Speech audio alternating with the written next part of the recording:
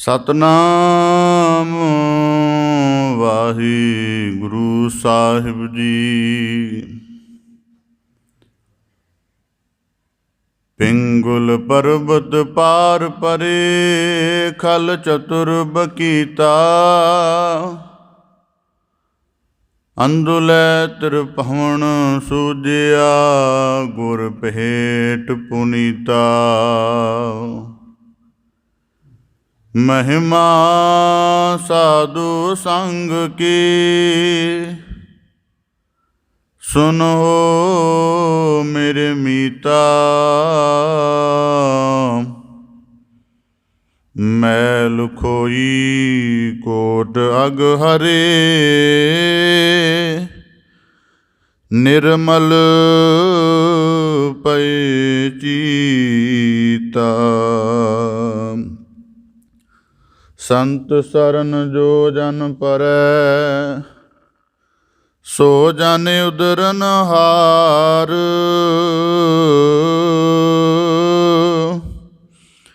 ਸੰਤ ਕੀ ਨਿੰਦਾ ਨਾਨਕਾ, ਬਹੁਰ ਬਹੁਰ ਅਵਤਾਰ। ਬੇਸੁਮਾਰ ਅਥਾਹ ਅਗਨਤ ਅਤੁਲੈ, ਜੋ ਬੁਲਾਵੋ ਤਿਉ ਨਾਨਕ ਦਾਸ ਬੋਲੇ। ਸਤਨਾਮ ਵਾਹਿਗੁਰੂ ਸਾਹਿਬ ਜੀ। ਕਬੀਰ ਸਾਧੂ ਸੰਗ ਪ੍ਰਾਪਤੀ, ਲਿਖਿਆ ਹੋਏ ਲਿਲਾਟ। ਮੁਕਤ ਪਦਾਰਥ ਪਾਈਐ, ਠਾਕ ਨ ਅਵ ਕਟ ਕਹਾਟ। ਕਬੀਰ ਏਕ ਘੜੀ ਆਦਿ ਕਰੀ, ਅਹਦੀ ਹੂੰ ਤੇ ਅਹਾਦ। ਭਗਤਨ ਸੇਤੀ ਗੋਸਟੇ, ਜੋ ਕੀਨੇ ਸੋ ਲਾਭ। ਕਬੀਰ ਭਾਂਗ ਮਾਸ਼ੁਲੀ ਸੁਰਾਪਾਨ, ਜੋ ਜੋ ਪ੍ਰਾਨੀ ਖਾਹਿ। ਤੀਰਥ ਬਰਤ ਨੇਮ ਕੀਏ, ਤੇ ਸਬੈ ਰਸਾਤਲ ਜਾਹਿ। ਵਾਹਿਗੁਰੂ ਜੀ ਕਾ ਖਾਲਸਾ, ਵਾਹਿਗੁਰੂ ਜੀ ਕੀ ਫਤਿਹ। ਧੰਨ ਧੰਨ ਸਤਿਗੁਰੂ ਗੁਰੂ ਗਰੀਬ ਨਿਵਾਜ, ਪਤਿਤ ਪਾਵਨ ਭਗਤ ਵਛਲ। ਕਿਰਪਾ ਨਿਧ ਦਇਆ ਨਿਧ ਕਰੁਣਾ ਨਿਧ ਸਤਿਗੁਰੂ ਸ੍ਰੀ ਗੁਰੂ ਗ੍ਰੰਥ ਸਾਹਿਬ ਜੀ ਦੀਨ ਦਇਆਲ ਪਾਤਸ਼ਾਹ। ਤਿਨਾਂ ਦੀ ਅਪਾਰ ਮਿਹਰਮਤ ਹੈ, ਅਥਾਹ ਬਖਸ਼ਿਸ਼ ਹੈ, ਜੋ ਸਤਿਗੁਰੂ ਸਾਹਿਬ ਜੀ ਨੇ ਸਾਨੂੰ ਸਭ ਨੂੰ ਆਪਣੀ ਮਿਹਰ ਭਰੀ ਬਖਸ਼ਿਸ਼ ਭਰੀ ਨਦਰ ਕਰਕੇ ਆਪਣੀ ਪਾਵਨ ਪਵਿੱਤਰ ਚਰਨ ਸ਼ਰਨ ਹਜ਼ੂਰੀ ਦੇ ਅੰਤਰਗਤ ਸਤਸੰਗਤ ਰੂਪ ਵਿੱਚ ਜੁੜਨ ਦਾ ਅਮੋਲਕ ਅਵਸਰ ਬਖਸ਼ਿਸ਼ ਕੀਤਾ ਹੈ ਜੀ। ਆਪ ਜੀ ਬੜੇ ਸੁਭਾਗਸ਼ਾਲੀ ਹੋ, ਜੋ ਸਤਸੰਗਤ ਰੂਪ ਟਕਸਾਲ ਦੇ ਵਿੱਚ ਜੁੜ ਬੈਠ ਕੇ ਸ਼ਬਦ ਦੇ ਅਭਿਆਸ ਨਾਲ, ਕੀਰਤਨ ਸ਼ਰਵਣ ਦੁਆਰਾ ਆਪਣੇ ਜੀਵਨ ਦੀ, ਮਨ ਬੁੱਧ ਦੀ, ਚਿੱਤ ਸੁਰਤ ਦੀ ਨਿਰਮਲ ਘਾੜਤ ਕਰਨ ਦਾ ਗੁਰਮੁਖੀ ਯਤਨ ਕਰ ਰਹੇ ਹੋ ਜੀ। ਬੜੇ ਸੁਭਾਗਸ਼ਾਲੀ ਹੋ। ਸਤਿਗੁਰੂ ਕੀ ਅਪਾਰ ਕਿਰਪਾ ਸਦਕਾ ਆਪ ਜੀ ਭਗਤ ਸਿਰਮੌਰ ਭਗਤ ਕਬੀਰ ਸਾਹਿਬ ਜੀ, ਜਿਨ੍ਹਾਂ ਦੇ ਪਾਵਨ ਉਚਾਰਨ ਸ਼ਲੋਕਾਂ ਦੀ ਲੜੀਵਾਰ ਵਿਆਖਿਆ ਸ਼ਰਵਣ ਕਰ ਰਹੇ ਹੋ ਜੀ। ਪਾਵਨ ਬਾਣੀ ਦੀ ਲੜੀਵਾਰ ਵਿਚਾਰ ਦੇ ਨਾਲ ਜੁੜਨ ਦਾ ਯਤਨ ਕਰੀਏ ਜੀ।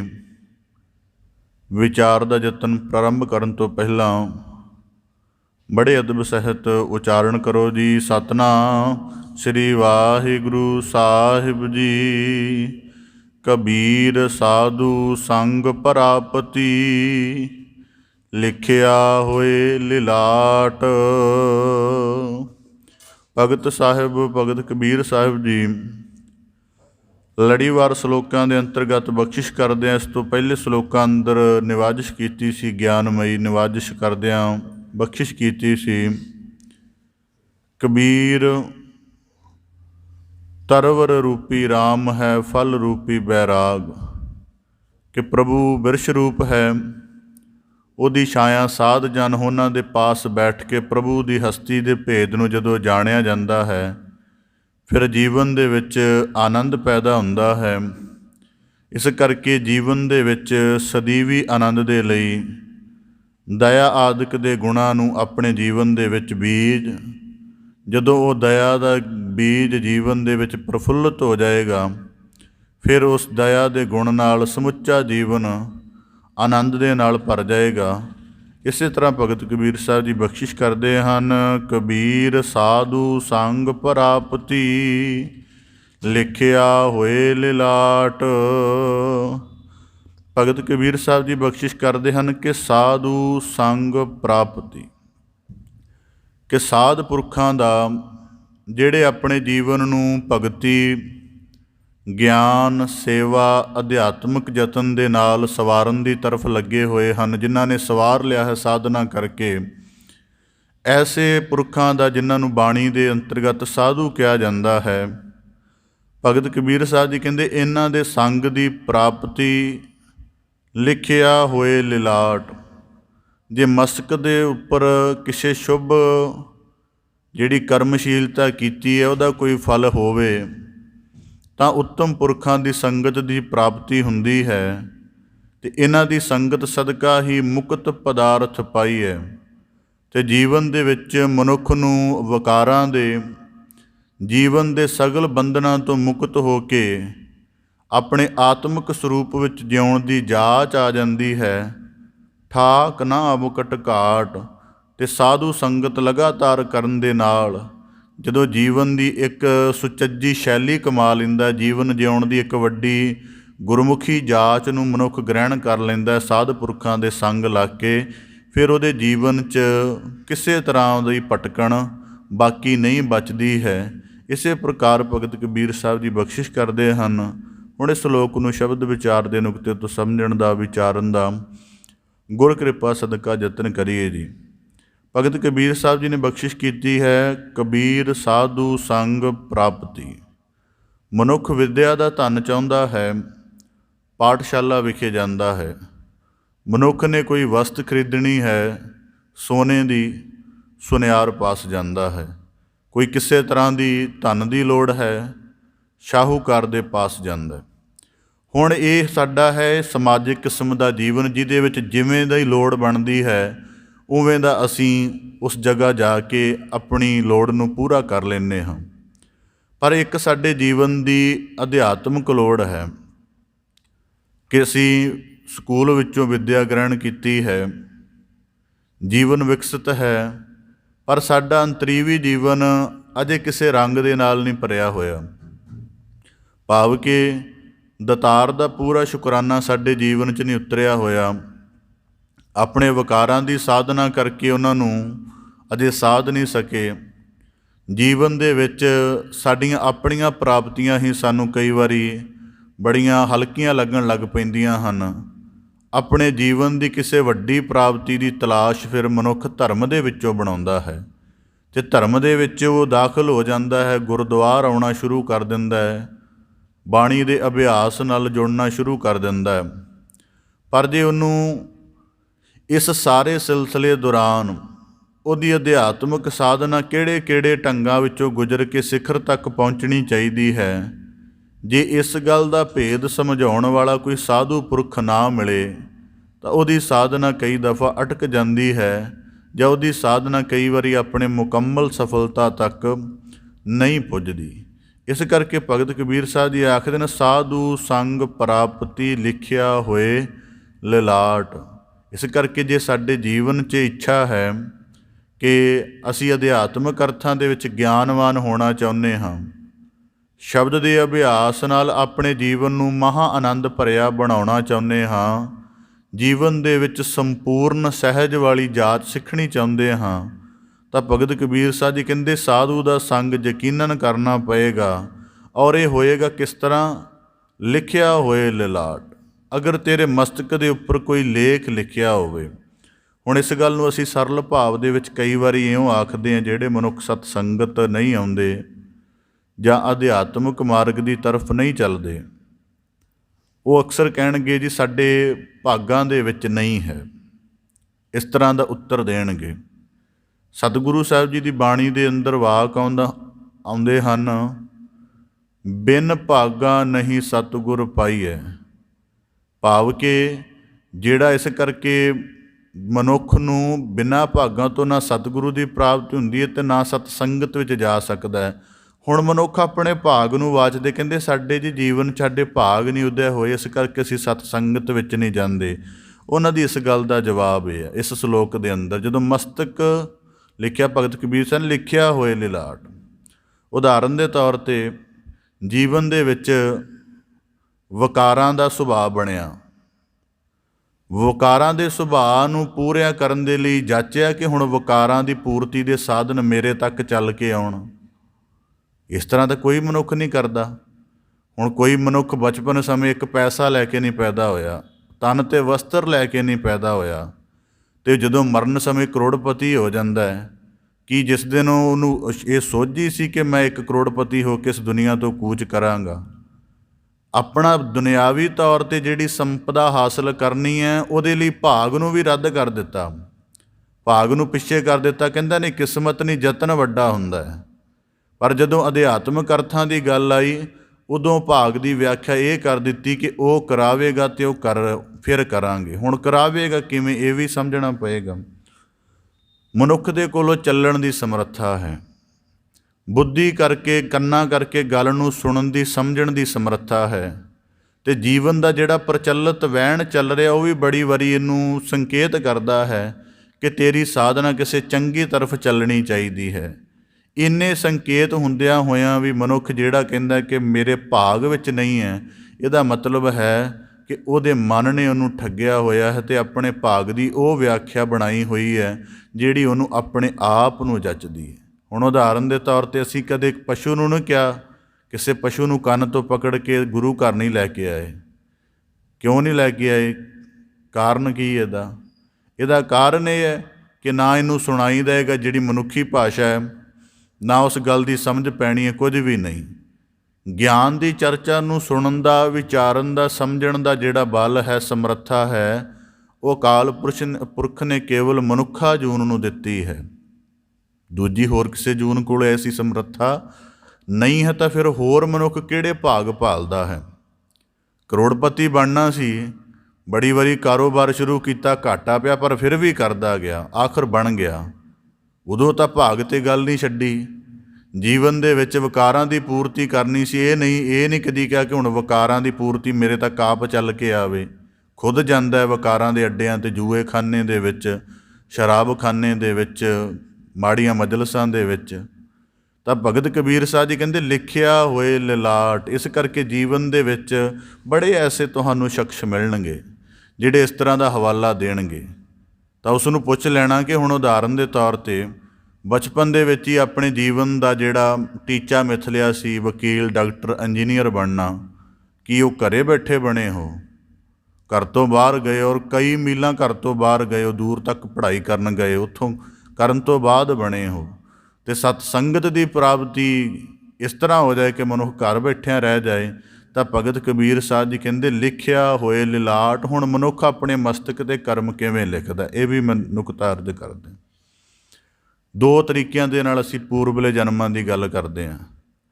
ਇੱਕ, ਸਾਡੇ ਜਨਮ ਇਸ ਮਨੁੱਖਾ ਜੀਵਨ ਤੋਂ ਪਹਿਲਾਂ ਜਿਹੜੇ ਹੋ ਚੁੱਕੇ ਨੇ, ਅਸੀਂ ਉਹਦੇ ਬਾਰੇ ਨਹੀਂ ਜਾਣਦੇ, ਉਹ ਕਿਵੇਂ ਦੇ ਸੀ, ਉਹਨਾਂ ਵਿੱਚ ਕੀ ਕੀਤਾ। ਇਸ ਕਰਕੇ ਉਹਨਾਂ ਦੇ ਸੰਬੰਧ ਵਿੱਚ ਕੁਝ ਸਟੀਕ ਨਹੀਂ ਆਖਿਆ ਜਾ ਸਕਦਾ। ਪਰਮੇਸ਼ਰ ਜਾਣਦਾ ਹੈ ਕਦੋਂ ਦੀ ਸਾਡੀ ਰਚਨਾ ਰਚੀ ਹੈ ਅਤੇ ਕਿਸ ਕਿਸ ਜੂਨ ਦੇ ਅੰਤਰਗਤ ਅਸੀਂ ਕਿੰਨੀ ਕਿਸ ਧਰਤੀ 'ਤੇ ਕਮਾਈ ਕੀਤੀ ਹੈ ਸੱਚ ਦੀ।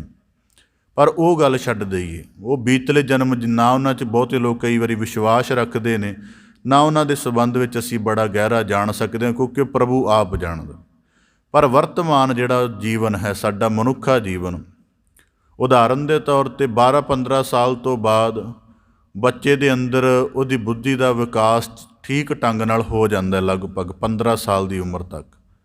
ਬੁੱਧੀ ਦੇ ਵਿਕਾਸ ਦਾ ਮਤਲਬ ਉਸ ਨੂੰ ਇਹ ਗੱਲ ਸਮਝ ਆਉਣੀ ਸ਼ੁਰੂ ਹੋ ਜਾਂਦੀ ਹੈ ਕਿ ਹੁਣ ਜੀਵਨ ਦੇ ਵਿੱਚ ਗਲਤ ਠੀਕ ਕੀ ਹੈ। ਉਹ ਇਹਨਾਂ ਦਾ ਨਿਰਣਾ ਵੀ ਪਰ ਕਈ ਵਾਰੀ ਮਨ ਦੇ ਉਲਾਰ ਉਹਦੇ ਗਲਤ ਸਹੀ ਦੇ ਪੈਮਾਨੇ ਨੂੰ ਬਹੁਤਾ ਸਾਜ਼ਗਾਰ ਨਹੀਂ ਰਹਿਣ ਦਿੰਦੇ। ਤਾਂ ਭਗਤ ਕਬੀਰ ਸਾਹਿਬ ਜੀ ਕਹਿੰਦੇ ਲਿਖਿਆ ਹੋਏ ਲਿਲਾਟ ਦਾ ਭਾਵ ਇਹ ਹੈ, ਹੁਣ ਉਦਾਹਰਨ ਦੇ ਤੌਰ 'ਤੇ ਜੀਵਨ ਦੇ ਵਿੱਚ ਸੰਪੰਨ ਹੋਣ ਦੀ ਇੱਛਾ, ਉਦਾਹਰਨ ਦੇ ਤੌਰ 'ਤੇ 12-15 ਸਾਲ ਦੇ ਬੱਚੇ ਨੂੰ ਪੁੱਛ ਲਈਏ ਨਾ ਅੱਜ ਵੀ ਕੀ ਬਣਨਾ ਹੈ, ਭਾਵੇਂ ਬਣ ਨਾ ਸਕੇ ਜਾਂ ਬਣਨ ਦੇ ਵਸੀਲੇ ਉਹਨੂੰ ਪੂਰੇ ਨਾ ਪ੍ਰਾਪਤ ਹੋਣ, ਪਰ ਫਿਰ ਵੀ ਉਹ ਆਪਣੇ ਜੀਵਨ ਦੇ ਕਿਸੇ ਨਿਸ਼ਾਨੇ ਦਾ ਜ਼ਿਕਰ ਤੁਹਾਡੇ ਸਨਮੁਖ ਜ਼ਰੂਰ ਕਰੇਗਾ। 12-15 ਸਾਲ ਦੀ ਉਮਰ ਦੇ ਵਿੱਚ ਸੰਸਾਰਿਕ ਤੌਰ 'ਤੇ ਸੰਪੰਨ ਹੋਣ ਦੇ ਲਈ ਪੂਰਾ ਖਿਆਲ ਮੌਜੂਦ ਹੈ ਔਰ ਉਸ ਖਿਆਲ ਦੇ ਨਾਲ ਆਪਣੇ ਆਪ ਨੂੰ ਪੂਰਾ ਜੋੜਿਆ ਹੋਇਆ ਹੈ। ਇਸੇ ਤਰ੍ਹਾਂ ਹੀ ਅਸੀਂ ਮਸਤਕ 'ਤੇ ਲਲਾਲ ਕਰਮ ਕਿਵੇਂ ਲਿਖਦੇ ਹਾਂ। ਉਦਾਹਰਨ ਦੇ ਤੌਰ 'ਤੇ ਜੀ ਬਚਪਨ ਜਾਂ ਜੋਬਨ ਅਵਸਥਾ ਦੇ ਵਿੱਚ ਕਿਸੇ ਅਧਿਆਤਮਿਕ ਜੀਵਨ ਵਾਲੇ ਨੂੰ ਦੇਖ ਕੇ, ਉਹਦੇ ਜੀਵਨ ਦੇ ਪਵਿੱਤਰ ਆਚਰਣ ਨੂੰ ਦੇਖ ਕੇ, ਜਾਂ ਸਤਸੰਗਤ ਦੇ ਵਿੱਚ ਕੁਝ ਘੜੀਆਂ ਬੈਠ ਕੇ ਜਿਹੜਾ ਮਨੁੱਖ ਦੇ ਮਨ ਅੰਦਰ ਸਕੂਨ ਵਾਪਰਿਆ, ਉਸ ਸਕੂਨ ਵਾਪਰਨ ਤੋਂ ਬਾਅਦ ਜੇ ਉਹਦੇ ਚਿੱਤ ਅੰਦਰ ਇਹ ਖਿਆਲ ਉਪਜਿਆ ਕਿ ਮੇਰਾ ਸਦੀਵੀ ਇਸ ਤਰ੍ਹਾਂ ਦਾ ਕਰਮ ਬਣਿਆ ਰਹੇ, ਉਸ ਸਮੇਂ ਉਪਜਿਆ ਹੋਇਆ ਸਾਡੇ ਅੰਦਰ ਖਿਆਲ ਸਾਡੇ ਮਸਤਕ ਦੀ ਕਾਰ ਬਣਨ ਦਾ ਪਹਿਲਾ ਕਦਮ ਹੁੰਦਾ ਹੈ। ਮਤਲਬ ਇਵੇਂ ਕਹਿ ਲਓ ਕਿ ਜਿਵੇਂ ਮਨੁੱਖ ਅੱਜ ਕੱਲ੍ਹ ਆਲੇ ਦੁਆਲੇ 'ਚ ਬੜਾ ਵਿਅਸਤ ਹੈ ਆਪਣੇ ਪਰਿਵਾਰਕ ਝਮੇਲਿਆਂ ਔਰ ਜ਼ਿੰਮੇਵਾਰੀਆਂ 'ਚ, ਪਰ ਫਿਰ ਵੀ ਉਹਦੇ ਅੰਦਰ ਕਿਤੇ ਨਾ ਕਿਤੇ ਇੱਕ ਦੱਬਵੀਂ ਜਿਹੀ ਇੱਕ ਇੱਛਾ ਰਹਿੰਦੀ ਹੈ ਕਿ ਕਿਤੇ ਮੈਨੂੰ ਸਮਾਂ ਮਿਲੇ ਜਾਂ ਮੇਰਾ ਥੋੜ੍ਹਾ ਜੀਵਨ ਆਰਾਮਦਾਇਕ ਹੋਵੇ ਅਤੇ ਮੈਂ ਸਾਧ ਸੰਗਤ ਦੀ ਤਰਫ ਨੇਮ ਪ੍ਰੇਮ ਰੂਪ ਦੇ ਵਿੱਚ ਜਾਇਆ ਕਰਾਂ। ਇਸ ਤਰ੍ਹਾਂ ਦਾ ਸੋਚਣਾ ਜਾਂ ਇਸ ਤਰ੍ਹਾਂ ਦਾ ਖਿਆਲ ਆਉਣਾ ਸਾਡੇ ਮਸਤਕ 'ਤੇ ਲੇਖ ਲਿਖੇ ਜਾਣੇ ਹਨ। ਇਸ ਕਰਕੇ ਭਗਤ ਕਬੀਰ ਸਾਹਿਬ ਜੀ ਆਖਦੇ ਹਨ, ਲਿਖਿਆ ਹੋਏ ਲਲਾਟ ਵੱਡੀ ਗੱਲ ਹੈ, ਅਸੀਂ ਇਸ ਨੂੰ ਵੀ ਨਹੀਂ ਲਿਖਦੇ। ਭਾਵ ਕਿ ਇੱਕ ਕਰੋੜਪਤੀ ਬੰਦੇ ਨੂੰ ਦੇਖ ਕੇ ਕਰੋੜਪਤੀ ਬਣਨ ਦੀ ਖਾਹਿਸ਼ ਤਾਂ ਪੈਦਾ ਹੋ ਜਾਂਦੀ ਹੈ, ਪਰ ਇੱਕ ਅਧਿਆਤਮਿਕ ਮਾਰਗ 'ਤੇ ਚੱਲ ਕੇ ਜਿਨ੍ਹਾਂ ਜੀਵਨ ਦੀ ਪਵਿੱਤਰਤਾ ਨੂੰ, ਆਨੰਦ ਨੂੰ, ਜੀਵਨ ਦੀ ਸ਼ੁੱਧਤਾ ਨੂੰ ਕਮਾਇਆ ਹੈ, ਉਸ ਨੂੰ ਦੇਖ ਕੇ ਸਾਡੇ ਅੰਦਰ ਇਹ ਭਾਵਨਾ ਨਹੀਂ ਉਪਜਦੀ ਕਿ ਅਸੀਂ ਐਸੇ ਹੋ ਜਾਈਏ। ਪਰ ਸਾਨੂੰ ਗੁਰੂ ਸਾਹਿਬ ਜੀ ਨੇ ਅਰਦਾਸ ਦੇ ਐਸੇ ਢੰਗ ਸਿਖਾਏ ਨੇ, ਤਾਂ ਕਰਕੇ ਭਗਤ ਕਬੀਰ ਸਾਹਿਬ ਜੀ ਆਖਦੇ ਲਿਖਿਆ ਹੋਏ ਲਿਲਾਟ। ਔਰ ਦੂਜੀ ਗੱਲ, ਸਾਧੂ ਸੰਗ ਦੇ ਨਾਲ ਜੀਵਨ ਦੇ ਭੇਦ। ਹੁਣ ਉਦਾਹਰਨ ਦੇ ਤੌਰ 'ਤੇ ਜਿਹੜੀ ਸਾਡੀ ਸਕੂਲੀ ਵਿੱਦਿਆ ਹੈ ਜਾਂ ਜਿਹੜੀ ਅਸੀਂ ਆਪਣੇ ਸਮਾਜ ਦੇ ਵਿੱਚੋਂ ਅਕਲ ਸੰਚਿਤ ਕੀਤੀ ਹੋਈ ਹੈ, ਕਿੰਨੀ ਵਾਰੀ ਸਾਨੂੰ ਇਹ ਅਨੁਭਵ ਹੋ ਜਾਂਦਾ ਹੈ ਕਿ ਸਾਡੀ ਸਕੂਲੀ ਵਿੱਦਿਆ ਜਿਹੜੀ ਹੈ ਜਾਂ ਜਿਹੜੀ ਸਮਾਜਿਕ ਤੌਰ 'ਤੇ ਇਕੱਠੀ ਕੀਤੀ ਹੋਈ ਅਕਲ ਹੈ, ਸਾਡੇ ਜੀਵਨ ਦੇ ਸਾਰੇ ਮਸਲਿਆਂ ਨੂੰ ਠੀਕ ਢੰਗ ਦੇ ਨਾਲ ਹੱਲ ਕਰਨ ਦੀ ਇਹਦੇ 'ਚ ਸਮਰੱਥਾ ਨਹੀਂ ਹੈ। ਸਕੂਲੀ ਵਿੱਦਿਆ ਦੇ ਵਿੱਚ ਕੇਵਲ ਡਾਟਾ ਸੀ, ਮੈਥ ਦਾ ਡਾਟਾ ਹੋ ਗਿਆ, ਸੋਸ਼ਲ ਸਾਇੰਸਿਸ ਦਾ ਡਾਟਾ ਹੋ ਗਿਆ। ਉਹ ਬੰਦੇ ਨੇ ਜ਼ਿੰਦਗੀ 'ਚ ਇੰਪਲੀਮੈਂਟ ਕਿਵੇਂ ਕਰਨਾ, ਇਸ ਗੱਲ ਦਾ ਤਾਂ ਨਾ ਟੀਚਰਾਂ ਨੂੰ ਪਤਾ ਸੀ, ਨਾ ਗ੍ਰਹਿਣ ਕਰਨ ਵਾਲੇ ਬੱਚੇ ਨੂੰ ਪਤਾ ਹੈ। ਹੁਣ ਉਦਾਹਰਨ ਦੇ ਤੌਰ 'ਤੇ ਬੱਚਾ ਸਕੂਲ ਦੇ ਵਿੱਚ ਪੜ੍ਹਦਾ ਹੈ, ਪ੍ਰੋਫੈਸ਼ਨਲ ਐਥਿਕਸ ਪੜ੍ਹਦਾ ਹੈ, ਪਰ ਇੱਕ ਬਾਜ਼ਾਰ ਵਿੱਚ ਗੁਜ਼ਰਦਿਆਂ ਕਿਸੇ ਦੀ ਚੀਜ਼ ਪਈ ਦੇਖ ਕੇ ਉਹਦੇ ਅੰਦਰ ਇੱਕ ਸਮੇਂ ਚੋਰੀ ਦਾ, ਪਹਿਲੇ ਸਮੇਂ ਚੋਰੀ ਦਾ ਅਤੇ ਦੂਜੇ ਸਮੇਂ ਉਹਨੂੰ ਉੱਥੇ ਛੱਡ ਦੇਣ ਦਾ, ਜਾਂ ਤੀਜਾ ਖਿਆਲ ਉਹਦੇ ਅੰਦਰ ਇਹ ਆ ਗਿਆ ਕਿ ਇਸ ਨੂੰ ਚੁੱਕ ਕੇ ਉਸ ਜਗ੍ਹਾ ਪਹੁੰਚਾ ਦਿੱਤਾ ਜਿੱਥੇ ਇਸ ਲੋੜਵੰਦਾਂ ਦੀ ਮਦਦ ਹੁੰਦੀ ਹੋਵੇ। ਹੁਣ ਇਹ ਤਿੰਨ ਖਿਆਲ ਬੱਚੇ ਦੇ ਅੰਦਰ ਇਕੱਠੇ ਪੈਦਾ ਹੋ ਗਏ ਨੇ। ਹੁਣ ਇਸ ਕਿਹੜੇ ਖਿਆਲ ਨੂੰ ਉਹ ਆਪਣੇ ਕਰਮ ਵਿੱਚ ਲਿਆਵੇ ਅਤੇ ਉਹ ਜੀਵਨ ਦੇ ਵਿੱਚ ਸੁਚੱਜਾ ਬਣ ਸਕੇਗਾ, ਇਹਦੀ ਪਛਾਣ ਸਾਨੂੰ ਸਕੂਲੀ ਵਿੱਦਿਆ ਨਹੀਂ ਦੇ ਸਕਦੀ। ਜੇ ਦੇਵੇਗੀ ਵੀ ਅਵਲ ਤਾਂ ਦਿੰਦੀ ਨਹੀਂ ਹੈ, ਜੇ ਦੇਵੇਗੀ ਤਾਂ ਉਹ ਕਰਮ 'ਚ ਨਹੀਂ ਟਲਦੀ। ਇਸ ਕਰਕੇ ਭਗਤ ਕਬੀਰ ਸਾਹਿਬ ਜੀ ਕਹਿੰਦੇ ਲਿਖਿਆ ਹੋਏ ਲਿਲਾਟ। ਸਾਧੂ ਸੰਗਤ ਦੀ ਪ੍ਰਾਪਤੀ ਦੇ ਵਿੱਚ ਸਾਨੂੰ ਆਪਣੇ ਮਨ ਦੀ ਅੰਤਰੀਵ ਸਾਧਨਾ ਕਰਨੀ ਆਉਂਦੀ ਹੈ, ਅਤੇ ਜਦੋਂ ਬੰਦਾ ਇਹ ਗੱਲ ਸਿੱਖਦਾ ਹੈ ਤਾਂ ਉਹਦਾ ਜੀਵਨ ਉੱਜਲ ਹੋਣਾ ਸ਼ੁਰੂ ਹੋ ਜਾਂਦਾ। ਉੱਜਲ ਹੋਣ ਦਾ ਭਾਵ ਇਹ ਹੈ ਕਿ ਉਹਦੇ ਜੀਵਨ 'ਚੋਂ ਮੈਲ ਕੱਟਣ ਲੱਗ ਪੈਂਦੀ ਹੈ। ਗਲਤ ਫੁਰਨਿਆਂ ਦੀ, ਨਿਮਨ ਵਿਚਾਰਾਂ ਦੀ, ਜਿਹੜੀਆਂ ਗਲਤ ਕਿਸਮ ਦੀਆਂ ਸੋਚਣੀਆਂ ਹਨ, ਇਹ ਸਾਰੀਆਂ ਉਹਦੇ ਅੰਦਰੋਂ ਕੱਟਦੀਆਂ ਹਨ। ਅਤੇ ਭਗਤ ਕਬੀਰ ਸਾਹਿਬ ਜੀ ਕਹਿੰਦੇ ਲਿਖਿਆ ਹੋਏ ਲਿਲਾਟ, ਇਸ ਕਰਕੇ ਜੀਵਨ ਦੇ ਵਿੱਚ ਇਸ ਕਰਕੇ ਦੋ ਨੁਕਤੇ ਆਪਦੇ ਸਨਮੁਖ ਰੱਖ ਦਿੱਤੇ ਨੇ ਕਿ ਪਹਿਲਾਂ ਜਿਹੜੇ ਮਨੁੱਖ ਭਾਗ ਦੇ ਉੱਪਰ ਗੱਲ ਛੱਡਦੇ ਨੇ, ਭਾਗ ਦੇ ਉੱਪਰ ਜੇ ਗੱਲ ਛੱਡਦਾ ਤੇ ਮਨੁੱਖ ਕੇਵਲ ਸਾਰੀ ਜ਼ਿੰਦਗੀ ਨਗਨ ਹੀ ਰਹੇ, ਕਿਉਂਕਿ ਉਹ ਕੱਪੜਾ ਵੀ ਪ੍ਰਾਪਤ ਨਹੀਂ ਹੋਇਆ, ਕੇਵਲ ਕਾਇਆ ਪ੍ਰਾਪਤ ਹੋਈ ਹੈ। ਇਸ ਕਰਕੇ ਤਾਂ ਕਰਕੇ ਭਾਗ ਦੇ ਸੰਬੰਧ ਵਿੱਚ ਤਾਂ ਕਰਕੇ। ਔਰ ਦੂਜੀ ਗੱਲ, ਇੱਕ ਬਾਣੀ ਵਿੱਚ ਵਾਕ ਆਉਂਦਾ, ਭਾਗ ਹੋਆ ਗੁਰ ਸੰਤ ਮਿਲਾਇਆ। ਪਹਿਲੇ ਸਮਿਆਂ ਦੇ ਵਿੱਚ ਧਰਮ ਦੀ ਸਾਧਨਾ ਇਤਨੀ ਵਿਸ਼ਾਲ ਨਹੀਂ ਸੀ, ਕਿਉਂਕਿ ਆਬਾਦੀ ਨਹੀਂ ਸੀ ਇੰਨੀ, ਆਵਾਜਾਈ ਦੇ ਸਾਧਨ ਵਿਕਸਿਤ ਨਹੀਂ ਸਨ। ਤਦ ਕੀ ਸੀ ਫਿਰ, ਜਿਹਦੇ ਕੋਲ ਗਿਆਨਮਈ ਉਪਦੇਸ਼ ਧਾਰਨ ਕਰਨਾ ਹੁੰਦਾ ਸੀ ਉਹਦੇ ਕਈ ਦਫਾ ਉਹਦੀ ਚਾਕਰੀ ਕਰਨੀ ਪੈਂਦੀ ਸੀ, ਫਿਰ ਜਾ ਕੇ ਬੰਦੇ ਨੂੰ ਧਾਰਮਿਕ ਸਾਧਨਾ ਪ੍ਰਾਪਤ ਹੋ ਜਾਂਦੀ ਸੀ। ਧੰਨ ਸਤਿਗੁਰੂ ਗੁਰੂ ਅਰਜਨ ਦੇਵ ਸਾਹਿਬ ਜੀ ਨੇ ਮਾਨਵਤਾ ਦੇ ਉੱਪਰ ਵੱਡਾ ਉਪਕਾਰ ਕੀਤਾ। ਸ੍ਰੀ ਗੁਰੂ ਗ੍ਰੰਥ ਸਾਹਿਬ ਜੀ ਦੀ ਪਾਵਨ ਬੀੜ ਦਾ ਪ੍ਰਕਾਸ਼ ਕਰਕੇ ਮਾਨਵਤਾ ਨੂੰ ਗੁਰੂ ਗ੍ਰੰਥ ਸਾਹਿਬ ਜੀ ਦੇ ਲੜ ਲਗਾ ਦਿੱਤਾ। ਅੱਜ ਦੇ ਸਮੇਂ 'ਚ ਜੇ ਕੋਈ ਕਹੇ ਜੀ ਜਿਹੜੇ ਅਧਿਆਤਮਿਕ ਜਿਹੜੇ ਬੰਦੇ ਹੁੰਦੇ ਹਨ ਉਹ ਅਧਿਆਤਮਿਕ ਦੇ ਨਾਂ 'ਤੇ ਸ਼ੋਸ਼ਣ ਕਰਦੇ ਹਨ, ਠੀਕ ਹੈ, ਮੰਨ ਲਿਆ ਤੁਹਾਡੀ ਦਲੀਲ ਨੂੰ ਕਿ ਜਿਹੜੇ ਅੱਜ ਦੇ ਸਮੇਂ 'ਚ ਅਧਿਆਤਮਿਕ ਉਪਦੇਸ਼ ਦੇ ਰਹੇ ਹਨ ਆਪਣੇ ਪੱਧਰ 'ਤੇ ਉਹ ਆਪਣੇ ਸ਼ਰਧਾਲੂਆਂ ਦਾ ਸ਼ੋਸ਼ਣ ਕਰਦੇ ਹਨ, ਠੀਕ।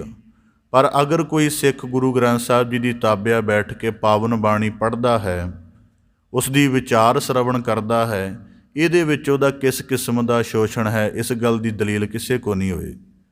ਧੰਨ ਸਤਿਗੁਰੂ ਗੁਰੂ ਅਰਜਨ ਦੇਵ ਸਾਹਿਬ ਜੀ ਨੇ ਸਾਡਾ ਨਾਤਾ ਹੀ ਐਸਾ ਜੋੜਿਆ ਪਾਵਨ ਬਾਣੀ ਦੇ ਨਾਲ ਕਿ ਉਹਦੇ ਵਿੱਚ ਕਿਸੇ ਦੂਜੇ ਦੀ ਗੁੰਜਾਇਸ਼ ਨਹੀਂ, ਕੇਵਲ ਹੈ ਥੋੜ੍ਹੀ ਜਿਹੀ ਸਾਡੀ ਬੁੱਧ ਰੌਸ਼ਨ ਹੋਵੇ। ਅਤੇ ਇਸ ਕਰਕੇ ਗੁਰੂ ਭਗਤ ਕਬੀਰ ਸਾਹਿਬ ਜੀ ਕਹਿੰਦੇ, ਲਿਖਿਆ ਹੋਏ ਲਿਲਾਟ ਮਸਤਕ ਦੇ ਉੱਪਰ ਐਸਾ ਕਰਮ ਲਿਖੋ ਤਾਂ ਕਿ ਜੀਵਨ ਉਜਲ ਬਣ ਜਾਵੇ। ਹੁਣ ਮਨੁੱਖ ਆਪਣੇ ਮਸਤਕ 'ਤੇ ਕਰਮ ਲਿਖਣ ਦਾ ਢੰਗ ਕੀ ਹੈ? ਹੁਣ ਮਨੁੱਖ ਕਿਵੇਂ ਸਮਝੇ ਕਿ ਮੈਂ ਆਪਣੇ ਮਸਤਕ 'ਤੇ ਕਰਮ ਲਿਖ ਰਿਹਾ ਹਾਂ? ਸਾਡੇ ਕੋਲੋਂ ਦੋ ਸਮਰੱਥਾਵਾਂ ਨੇ, ਮਨ ਅਤੇ ਚਿੱਤ।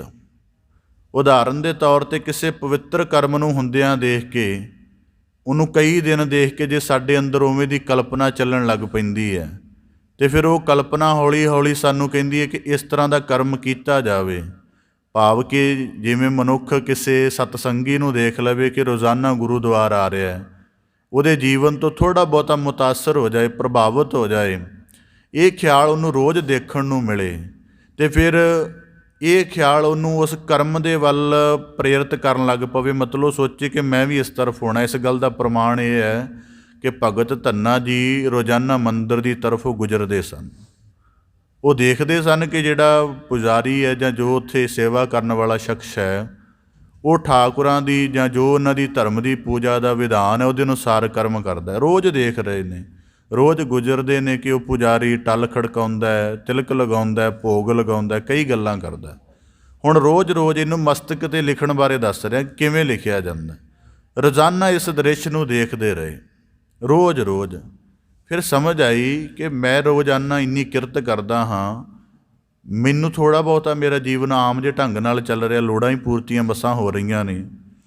ਇਹ ਜਿਹੜਾ ਪੁਜਾਰੀ ਹੈ ਇਹ ਇੰਨੀ ਕੁ ਆਰਾਧਨਾ ਕਰਕੇ ਵੀ ਬੜਾ ਫੁੱਲਫਿਲ ਹੈ, ਬੜਾ ਜੀਵਨ 'ਚ ਪ੍ਰਫੁੱਲਤ ਹੈ, ਖੁਸ਼ਹਾਲ ਹੈ, ਤਾਂ ਕਾਰਨ ਕੀ ਹੈ?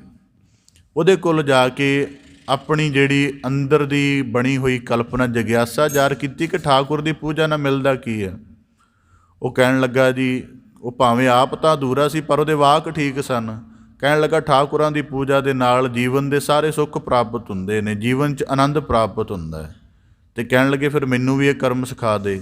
ਮਤਲਬ ਕਿ ਜਦੋਂ ਅਸੀਂ ਇਸ ਕਰਕੇ ਜੀਵਨ ਦੇ ਵਿੱਚ ਜਦੋਂ ਕਿਸੇ ਚੰਗੇ ਵਰਤਾਰੇ ਨੂੰ ਦੇਖਦੇ ਹਾਂ, ਉਹਦੀ ਕਲਪਨਾ ਨੂੰ ਆਪਣੇ ਮਨ 'ਚ ਜ਼ਰੂਰ ਵਸਾਓ।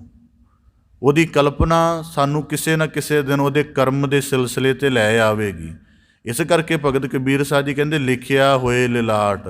ਅੱਜ ਨਹੀਂ ਕਥਾ ਸਮਝ ਆ ਰਹੀ ਜਾਂ ਸਤਸੰਗ ਦੇ ਵਿੱਚ ਨਹੀਂ ਇਕਾਗਰਤਾ ਬਣਦੀ, ਇਸ ਗੱਲ ਦੀ ਚਿੰਤਾ ਛੱਡ ਦਿਓ ਜਾਂ ਇਸ ਗੱਲ ਦੇ ਬਾਰੇ ਸੋਚਣਾ ਛੱਡ ਦਿਓ। ਕੇਵਲ ਇਤਨਾ ਯਤਨ ਕਰੋ। ਉਦਾਹਰਨ ਦੇ ਤੌਰ 'ਤੇ ਸਰੀਰਕ ਤਲ ਦੀ ਪਹਿਲਾਂ ਸਾਧਨਾ ਬਣਾਉਣੀ ਪੈਂਦੀ ਹੈ। ਗੱਲ ਇਵੇਂ ਹੈ ਕਿ ਸਾਡੀ ਜ਼ਿੰਦਗੀ 'ਚ ਜਿਵੇਂ ਸਾਡੀ ਸੁਸਾਇਟੀ ਦਾ ਅਭਿਆਸ ਹੈ, ਕਿਤੇ ਵੀ ਗੰਭੀਰ ਕਿਸਮ ਦੀ ਗੱਲ ਰਹਿ ਨਹੀਂ ਗਈ। ਕਿਤੇ ਵੀ ਸਾਡਾ TV ਹੈ ਜਿਹੜਾ ਅਸੀਂ ਰੋਜ਼ਾਨਾ ਦੇਖਦੇ ਹਾਂ, ਉਹਦੇ ਵਿੱਚ ਮਨ ਦਾ ਆਪ ਹੁਦਰਾਪਣ ਹੈ। ਕਦੇ ਜ਼ਿੰਦਗੀ 'ਚ ਇੱਕ ਦਿਨ TV ਦੇਖੋ, ਉਸ ਤੋਂ ਬਾਅਦ ਆਪਣੇ ਸਮਾਜ ਦੇ ਵਰਤਾਰਿਆਂ ਨੂੰ ਦੇਖੋ ਕਿ ਇੰਜ ਬਿਲਕੁਲ ਇੰਨ ਬਿੰਨ ਚੱਲ ਰਿਹਾ, ਨਹੀਂ ਚੱਲ ਰਿਹਾ। ਬੜਾ ਵੱਡਾ ਦਵੰਦ ਹੈ। ਮਤਲਬ ਮਨੋਰੰਜਨ ਦੇ ਨੁਕਤੇ ਤੋਂ ਜੇ ਕਈ ਬੰਦਾ ਚੀਜ਼ਾਂ ਦੇਖਦਾ ਹੈ, ਉਹ ਜਿਵੇਂ TV 'ਚ ਚੱਲ ਰਹੀਆਂ ਉਵੇਂ ਸਾਡੇ ਸਮਾਜ 'ਚ ਹੈ ਹੀ ਨਹੀਂ। ਗੱਲ ਕੀ ਹੈ? ਉਹਦਾ ਕਾਰਨ ਕੀ ਹੈ ਕਿ ਅਸੀਂ ਆਪਣੇ ਮਨ ਦੀ ਗੰਭੀਰਤਾ ਨੂੰ TV ਦੇ ਆਪ ਉਧਰੇਪਣ 'ਚ ਪਾਇਆ ਹੋਇਆ, ਅਤੇ ਉੱਥੇ ਸਾਡਾ ਮਨ ਜ਼ਿਆਦਾ ਪ੍ਰਭਾਵਿਤ ਹੈ।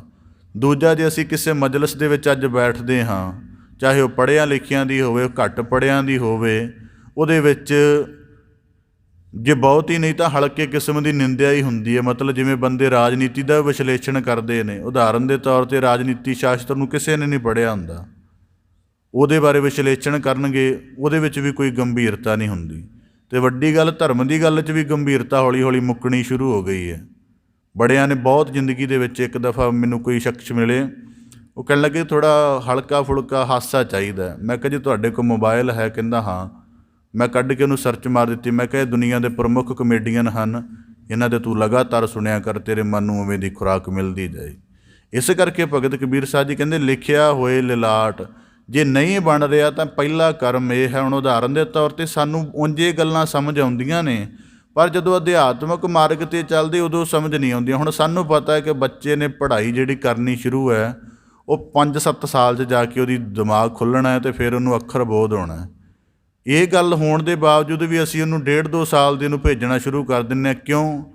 ਕਿ ਇਹਦੀ ਬੈਠਣ ਦੀ ਇਕਾਗਰਤਾ ਬਣ ਜਾਏ, ਵੀ ਇਹਨੂੰ ਘਰ ਤੋਂ ਬਾਹਰ 4-5 ਘੰਟੇ ਬਹਿਣਾ ਆ ਜਾਏ। ਇਸ ਕਰਕੇ ਉਹਨੂੰ 1.5-2 ਸਾਲ ਦੇ ਨੂੰ ਹੀ ਭੇਜਣ ਲੱਗ ਪੈਂਦੇ ਆ, ਜਿਹੜਾ ਵੀ ਸਕੂਲ ਵਗੈਰਾ ਬਣੇ ਹਨ ਖੇਡਣ ਮੱਲਣ ਵਾਲੇ। ਇਸ ਕਰਕੇ ਸਤ ਸੰਗਤ ਵਿੱਚ ਆਉਣ ਦੇ ਲਿਖਿਆ ਹੋਏ ਲਿਲਾਟ, ਇਸ ਗੱਲ ਦੀ ਚਿੰਤਾ ਕਰਤੀ ਜੀ ਮੈਨੂੰ ਕਥਾ ਨਹੀਂ ਸਮਝ ਆਉਂਦੀ, ਮੇਰੀ ਇੱਥੇ ਇਕਾਗਰਤਾ ਨਹੀਂ ਬਣਦੀ। ਮੰਨ ਲਈ ਤੁਹਾਡੀ ਗੱਲ, ਪਰ ਇਹਦੇ ਲਈ ਕੰਮ ਕੀ ਕੀਤਾ ਹੁਣ ਤੱਕ? ਕਦੇ ਸੋਚਿਆ ਚੱਲ ਵੀ ਨਹੀਂ ਸਮਝ ਆਉਂਦੀ ਵੱਖਰੀ ਗੱਲ ਹੈ, ਜਾ ਕੇ ਮੈਂ ਪੂਰੇ 10 ਮਿੰਟ ਬੰਦਿਆਂ ਵਾਂਗ ਬਹਿਣਾ ਬਸ, ਭਾਵੇਂ ਸਮਝ ਆਵੇ ਨਾ ਆਵੇ ਮਸਲਾ ਨਹੀਂ। ਘੱਟੋ ਘੱਟ ਸਰੀਰ ਦੀ ਤਾਂ ਪਹਿਲਾਂ ਜਾ ਕੇ ਸਾਧਨਾ ਬਣਾਵਾਂ ਕਿ ਸਰੀਰ ਸਹਿਮਤ ਹੋ ਜਾਂਦਾ ਹੈ ਸਤ ਸੰਗਤ ਦੇ ਮਾਹੌਲ ਨਾਲ ਕਿ ਨਹੀਂ ਹੋ ਜਾਂਦਾ। ਇਹਨੂੰ ਲਿਖਣ ਦਾ ਤਾਂ ਯਤਨ ਕਦੀ ਕੀਤਾ ਨਹੀਂ, ਸਾਰੀ ਗੱਲ ਭਾਗ 'ਤੇ ਛੱਡੀ ਹੋਈ ਹੈ। ਫਿਰ ਭਾਗ ਦੇ ਵਿੱਚ ਵੀ ਬੇਈਮਾਨੀ ਹੈ ਕਿ ਬੈਠਣ ਦੀ ਸਮਰੱਥਾ ਹੈ, ਗੱਲ ਨੂੰ ਸੁਣਨ ਦੀ ਸਮਰੱਥਾ ਹੈ, ਹੋਰ ਤੈਨੂੰ ਕੀ ਹੁਣ ਦੇ ਦੇਵੇ ਮਨੋਕਾਲ ਪੁਰਖ ਕਿ ਤੂੰ ਕਵੇਂ ਮੈਨੂੰ ਭਾਗ ਦੇ ਵਿੱਚ ਮਿਲਿਆ ਨਹੀਂ। ਗੁਰੂ ਘਰ ਦੇ ਨਾਲ ਬਿਲਕੁਲ ਸਾਡਾ ਘਰ ਹੈ।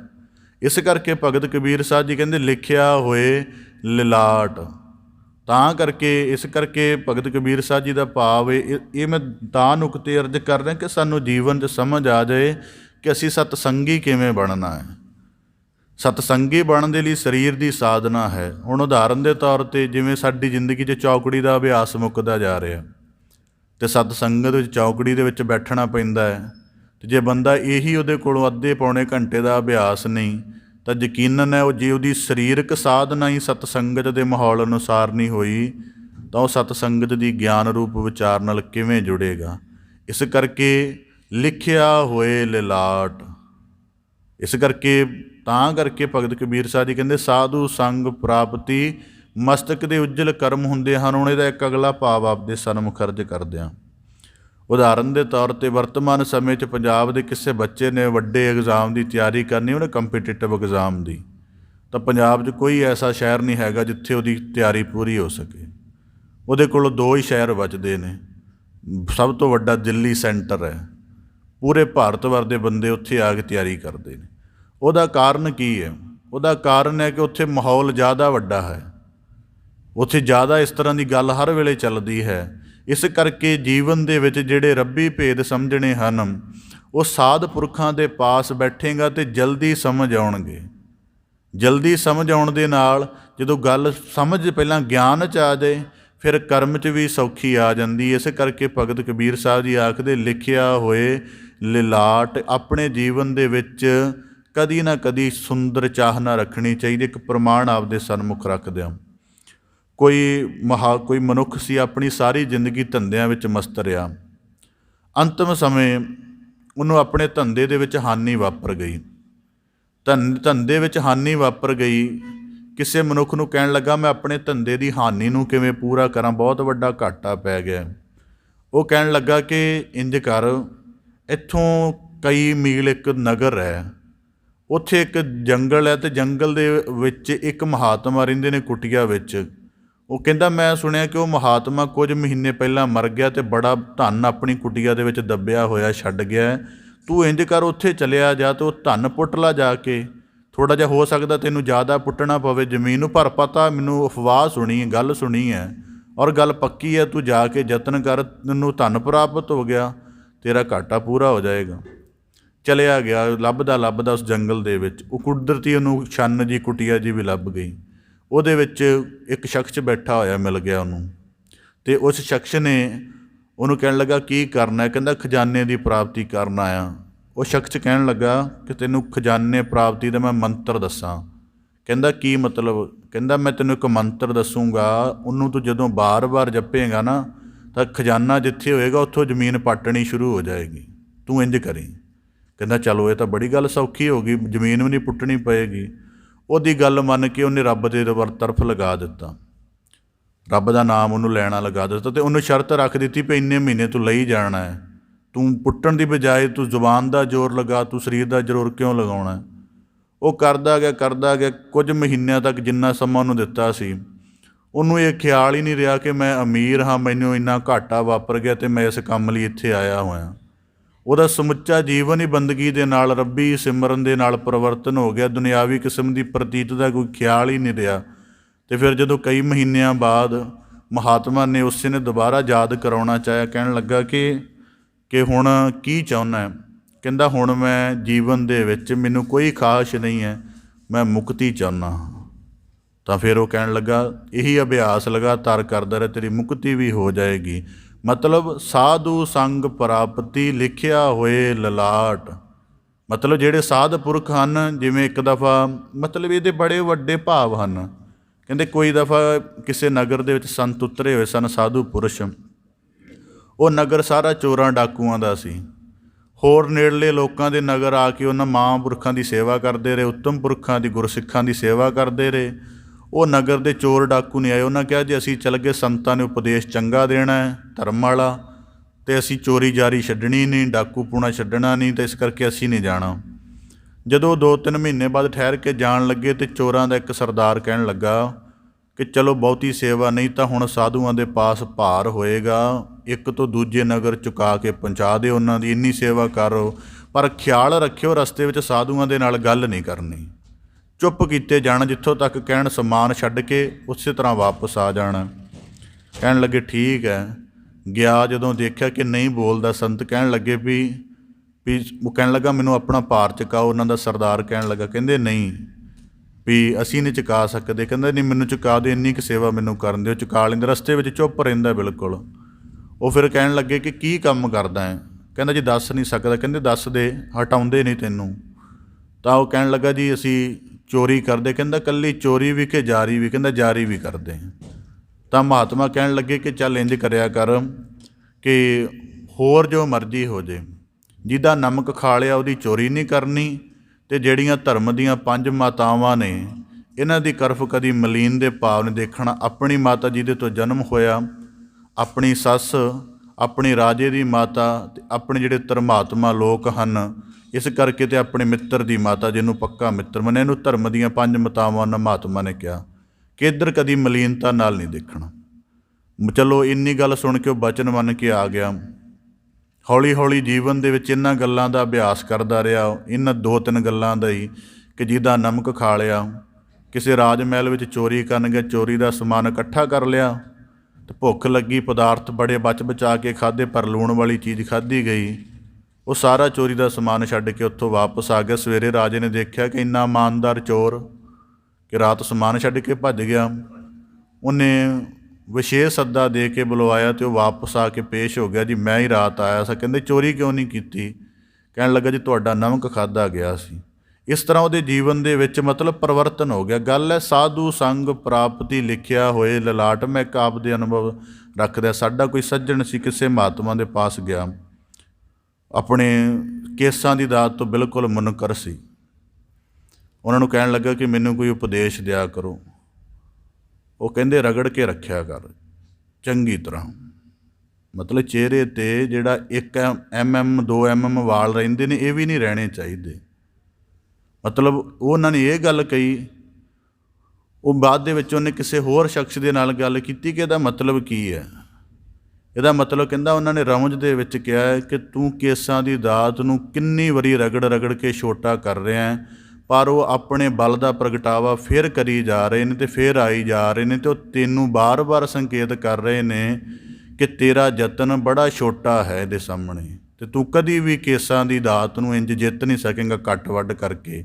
ਇਸ ਕਰਕੇ ਰਗੜ ਦਾ ਮਤਲਬ ਕਿੰਨਾ ਕੁ ਰਗੜ ਲਏਗਾ, ਕਿੰਨੀ ਕੁ ਇਹਨਾਂ ਦੀ ਹੋਂਦ ਖਤਮ ਕਰ ਲਏਗਾ। ਇਹ ਤਾਂ ਪ੍ਰਫੁੱਲਤ ਹੁੰਦੇ ਹੀ ਰਹਿਣੇ ਨੇ। ਉਹਦਾ ਜੀਵਨ ਪਰਿਵਰਤਨ ਹੋ ਗਿਆ, ਉਹ ਕੇਸਾਂ ਦੀ ਦਾਤ ਸਹਿਤ ਸੱਜ ਕੇ ਗੁਰੂ ਵਾਲਾ ਬਣ ਗਿਆ। ਇਸ ਕਰਕੇ ਭਗਤ ਕਬੀਰ ਸਾਹਿਬ ਜੀ ਕਹਿੰਦੇ, ਸਾਧੂ ਸੰਗ ਪ੍ਰਾਪਤੀ ਲਿਖਿਆ ਹੋਏ ਲਲਾਟ, ਮਸਤਕ ਦੇ ਲਲਾਟ ਕਰਮ ਅੱਗੇ ਆ ਜਾਂਦੇ ਹਨ ਅਤੇ ਜੀਵਨ ਪਰਿਵਰਤਨ ਹੋ ਜਾਂਦਾ ਹੈ। ਮੁਕਤ ਪਦਾਰਥ ਪਾਈਐ ਠਾਕ ਨਵਕਟ ਘਾਟ। ਹੁਣ ਉਦਾਹਰਨ ਦੇ ਤੌਰ 'ਤੇ ਮਸਤਕ ਲਿਖਿਆ ਹੋਏ ਲਲਾਟ। ਗੁਰੂ ਅਮਰਦਾਸ ਸਾਹਿਬ ਜੀ ਬੜੀ ਦਫਾ ਤੀਰਥ ਯਾਤਰਾ ਗਏ। ਜਦੋਂ ਬ੍ਰਹਮਚਾਰੀ ਨੇ ਬੋਲ ਕਹਿ ਦਿੱਤੇ ਕਿ ਆਪ ਜੀ ਦੇ ਗੁਰੂ ਨਾਂ ਧਾਰਨ ਕਰਕੇ ਮੇਰਾ ਸਾਰਾ ਫਲ ਜਿਹੜਾ ਜਾਂਦਾ ਰਿਹਾ, ਮਨ 'ਚ ਚਿੰਤਾ ਉਪਜ ਗਈ ਕਿ ਹੁਣ ਪੂਰਨ ਗੁਰੂ ਕਿਵੇਂ ਮਿਲੇ। ਇਸ ਕਰਕੇ ਆਰੰਭ ਦੇ ਵਿੱਚ ਅਰਜ਼ ਕੀਤਾ ਸੀ ਕਿ ਜਦੋਂ ਜੀਵਨ ਦੇ ਵਿੱਚ ਸ਼ੁਭ ਵਰਤਾਰੇ ਨੂੰ ਦੇਖਦੇ ਹਾਂ ਅਤੇ ਉਹਦੀ ਕਲਪਨਾ ਨੂੰ ਜ਼ਰੂਰ ਆਪਣੇ ਮਨ ਅੰਦਰ ਵਸਾਵੋ, ਕਰਮ ਬਣ ਜਾਂਦਾ ਹੈ। ਹੁਣ ਦਿਨ ਰਾਤ ਇਹ ਧੁਨ ਲੱਗੀ ਹੈ ਕਿ ਪੂਰਾ ਗੁਰੂ ਕਿਵੇਂ ਪ੍ਰਾਪਤ ਹੋਵੇ। ਰੋਜ਼ ਰੋਜ਼ ਇਹ ਕਲਪਨਾ ਜਿਹੜੀ ਮਨ 'ਚ ਖਿਆਲ ਆ ਰਿਹਾ ਹੈ, ਉਹਨੇ ਇੰਨੀ ਜ਼ਿਆਦਾ ਵਿਧ ਬਣਾ ਦਿੱਤੀ ਕਿ ਆਪਣੇ ਘਰ ਦੇ ਵਿੱਚੋਂ ਹੀ ਉਹਨਾਂ ਨੂੰ ਸਾਧੂ ਰੂਪ ਉਹਨਾਂ ਦੀ ਭਤੀਜ ਨੂੰ ਪ੍ਰਾਪਤ ਹੋ ਗਈ, ਭਾਵ ਕਿ ਬੀਬੀ ਅਮਰੋ ਜੀ। ਉਹ ਅੰਮ੍ਰਿਤ ਵੇਲੇ ਆਪਣੇ ਘਰ ਦੇ ਵਿੱਚ ਝਾੜੂ ਲਗਾ ਰਹੇ ਸਨ, ਸਾਧੂ ਰੂਪ ਦੇ ਵਿੱਚ ਪ੍ਰਾਪਤ ਹੋ ਗਈ। ਸ਼ਬਦ ਗਾਇਨ ਕਰ ਰਹੇ ਸਨ, ਜਿਤ ਕੀਤਾ ਪਾਈਆ ਆਪਣਾ ਸਾ ਕਾਲ ਬੁਰੀ ਕਿਉਂ ਘਾਲੀਏ, ਘਰ ਦੇ ਵਿੱਚ ਹੀ। ਇਸ ਕਰਕੇ ਜੇ ਅੱਜ ਨਹੀਂ ਸਤ ਸੰਗਤ 'ਚ ਆਇਆ ਜਾ ਰਿਹਾ, ਕੋਈ ਚਿੰਤਾ ਦੀ ਗੱਲ ਨਹੀਂ, ਪਰ ਇਹਨੂੰ ਰੱਦ ਨਾ ਕਰੋ। ਕਈ ਬੰਦੇ ਆਉਂਦੇ ਵੀ ਨੇ ਅਤੇ ਰੱਦ ਵੀ ਪੂਰਾ ਰੱਜ ਕੇ ਕਰਨਗੇ। ਆਉਣਾ ਵੀ ਨਹੀਂ, ਕਦੀ ਜ਼ਿੰਦਗੀ 'ਚ ਗੁਰੂ ਘਰ ਦੀ ਦਹਲੀਜ਼ 'ਤੇ ਪੈਰ ਵੀ ਨਹੀਂ ਰੱਖਿਆ, ਅਤੇ ਇਹਦੀ ਮਹਾਨਤਾ ਨੂੰ ਵੀ ਰੱਦ ਕਰਨਗੇ। ਮੇਰੇ ਕਿਸੇ ਸਮੇਂ ਇਸੇ ਨਗਰ ਦੇ ਵਿੱਚ ਇੱਕ ਬੰਦਾ ਪ੍ਰਾਪਤ ਹੋ ਗਿਆ, ਮਿਲ ਗਿਆ, ਕਹਿਣ ਲੱਗਾ ਉਹ ਆਪਣੀਆਂ ਤੁਹਾਡੀਆਂ ਸ਼ਰਧਾ ਦੀਆਂ ਕਹਾਣੀਆਂ ਹੁੰਦੀਆਂ ਨੇ। ਮੈਂ ਕਿਹਾ ਤੂੰ ਕਿਹੜੇ ਵਿਸ਼ੇ ਦੀ ਗੱਲ ਕਰਨੀ, ਅਸੀਂ ਉਹੀ ਕਰ ਲੈਂਦੇ ਹਾਂ। ਉਹ ਕਹਿਣ ਲੱਗਾ ਰਾਜਨੀਤੀ ਦੀ ਗੱਲ ਕਰਨੀ ਹੈ। ਤਾਂ ਮੈਂ ਕਿਹਾ ਕਿਹੜੀ ਥਿਊਰੀ ਪੜ੍ਹੀ ਹੈ ਤੂੰ ਰਾਜਨੀਤੀ ਦੀ? ਵਰਲਡ ਦੇ ਵਿੱਚ ਰਾਜਨੀਤੀ ਦੇ 15-16 ਵੱਡੇ ਮਾਡਲ ਚੱਲਦੇ ਨੇ, ਕਿਸੇ ਇੱਕ ਮਾਡਲ ਦੀ ਗੱਲ ਪੂਰੀ ਸੁਣਾ। ਅੱਗੋਂ ਬਸ ਇੱਥੋਂ ਕੁ ਤੱਕ ਪੰਜਾਬ ਦੀ ਹੱਦ ਤੱਕ ਹੀ ਰਾਜਨੀਤੀ ਦਾ ਪਤਾ ਹੁੰਦਾ, ਵਰਲਡ ਕਿਸਮ ਦੀ ਰਾਜਨੀਤੀ ਕਿਵੇਂ ਚੱਲਦੀ ਇਹਦਾ ਵੀ ਨਹੀਂ ਸੀ ਪਤਾ। ਮੁੜ ਕੇ ਬੇਵੱਸ ਹੋ ਗਿਆ, ਕਹਿਣ ਲੱਗਾ ਮੈਂ ਖਿਮਾ ਚਾਹੁੰਦਾ ਤੁਹਾਡੇ।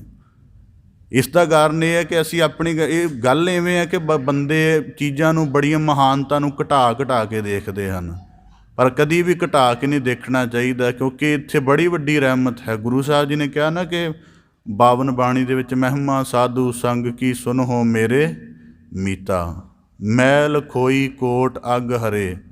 ਜੇ ਬਹੁਤਾ ਕੁਝ ਨਹੀਂ ਹੋ ਰਿਹਾ, ਜਦੋਂ ਅਸੀਂ ਬਾਣੀ ਦੀ ਨਿਰਮਲ ਵਿਚਾਰ ਸੁਣਦੇ, ਸਾਡੇ ਅੰਤਰੀਵ ਦੇ ਕਈ ਫੁਰਨੇ ਜਿਹੜੇ ਮੈਲ ਵਾਲੇ ਹੁੰਦੇ ਹਨ, ਉਹ ਤਾਂ ਸ਼ੁੱਧ ਹੁੰਦੇ ਹੀ ਹੋਣਗੇ। ਇਸ ਕਰਕੇ ਭਗਤ ਕਬੀਰ ਸਾਹਿਬ ਜੀ ਕਹਿੰਦੇ ਮੁਕਤ ਪਦਾਰਥ ਪਾਈ ਹੈ। ਉਹਨਾਂ ਕੋਲ ਮੁਕਤੀ ਦੇ ਪਦਾਰਥ ਦੀ ਪ੍ਰਾਪਤੀ ਹੋ ਜਾਂਦੀ ਹੈ। ਫਿਰ ਜੀਵਨ ਦੇ ਵਿੱਚ ਕਦੀ ਵਿਕਾਰ, ਅਗਿਆਨ, ਅੜਚਨ ਨਹੀਂ ਡਾਲਦੇ ਹਨ। ਕਬੀਰ ਏਕ ਘੜੀ ਆਦਿ ਕਰੀ, ਆਦਿ ਹੂੰ ਤੇ ਆਦ। ਹੁਣ ਉਸੇ ਸ਼ਲੋਕ ਦਾ ਭਗਤ ਵਿਸਤਾਰ ਜੀ ਪਿਛਲੇ ਸ਼ਲੋਕ ਦਾ ਹੀ ਵਿਸਥਾਰ ਅੱਗੇ ਦੱਸਦੇ ਹਨ ਕਿ ਜੇ ਸਤ ਸੰਗਤ ਵਿੱਚ ਜਾਣਾ ਹੈ ਤਾਂ ਭਗਤ ਕਬੀਰ ਸਾਹਿਬ ਜੀ ਨੂੰ ਪੁੱਛਿਆ ਕਿ ਕਿੰਨਾ ਸਮਾਂ ਚਾਹੀਦਾ ਹੈ। ਭਗਤ ਕਬੀਰ ਸਾਹਿਬ ਜੀ ਕਹਿੰਦੇ ਇੱਕ ਘੜੀ ਨੂੰ ਅਸੀਂ ਨਿਸ਼ਚਿਤ ਕਰਦੇ ਹਾਂ 24 ਮਿੰਟਾਂ ਦੇ ਨਾਲ।